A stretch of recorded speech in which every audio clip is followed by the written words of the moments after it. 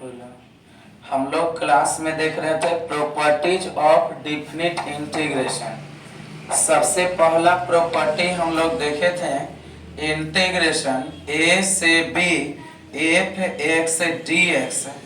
पहला प्रॉपर्टी में लिमिट जस के तस हम लोग रखते हैं, मतलब इंटीग्रेशन है तो इंटीग्रेशन लिखेंगे, ए है नीचे तो ए, लोअर लिमिट ए तो ए, अपर लिमिट बी तो बी। और फंक्शन अगर x का इसमें चल रहा है, मेरा मन है कि t का चला है तो चला सकते हैं, y का चला है तो चला सकते हैं, तो f जस के तस रहेगा ब्रैकेट तो ब्रैकेट x के जगह t और d x के जगह t।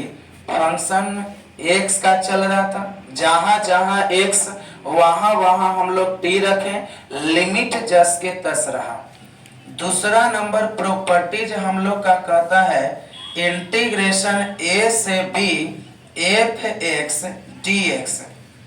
दूसरा प्रॉपर्टी में इंटीग्रेशन तो पहले जस के तस रखेंगे। दूसरा प्रॉपर्टी कहता है लोअर लिमिट a है तो lower limit a upper limit के जगह चल जाएगा, upper limit b lower limit के चल जाएगा, यानी a नीचे है तो ऊपर चल जाएगा, b ऊपर है तो नीचे चल जाएगा। और जब लिमिट को हम लोग बदलते हैं, एक्सचेंज करते हैं, तो आगे हम लोग माइनस लगा देते हैं और फंक्शन जस के तस रहेगा dx। एक बार पुनः हम लोग दूसरा समझेंगे, इंटीग्रेशन a से b F X D x. Lower limit upper limit के स्थान पर, अपर लिमिट लोअर लिमिट के स्थान पर फंक्शन जस के तस रहता है, आगे माइनस लगा देते हैं। तीसरा नंबर हम लोग का है इंटीग्रेशन a से a F X D x.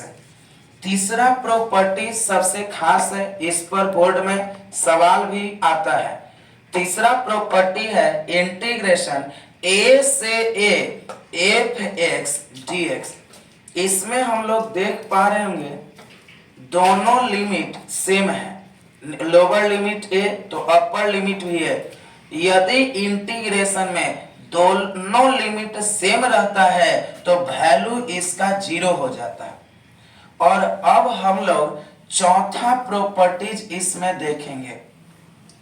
चौथा प्रॉपर्टी हम लोग का आता है इंटीग्रेशन है a से b F X D x. इस पर ज्यादातर सवाल मॉडुलस वाला सवाल बनता है, यानी यदि इंटीग्रेशन में, डेफिनिट इंटीग्रेशन में यहाँ फंक्शन मॉडुलस के रूप में है तो इस पर सवाल चौथा प्रॉपर्टी पर हम लोग बनाएंगे। और चौथा प्रॉपर्टी में लोअर लिमिट a है, अपर लिमिट b है, ये दोनों के बीच में कोई एक पॉइंट आता है। मान लेते हैं लोअर लिमिट a है, अपर लिमिट b है, और इन दोनों के बीच में कोई एक पॉइंट आया c।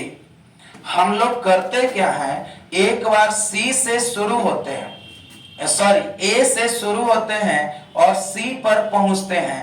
a से c, फिर c से शुरू होंगे, b पर पहुंचेंगे, c से b, तो इंटीग्रेशन एक बार नीचे c ऊपर नीचे a और ऊपर c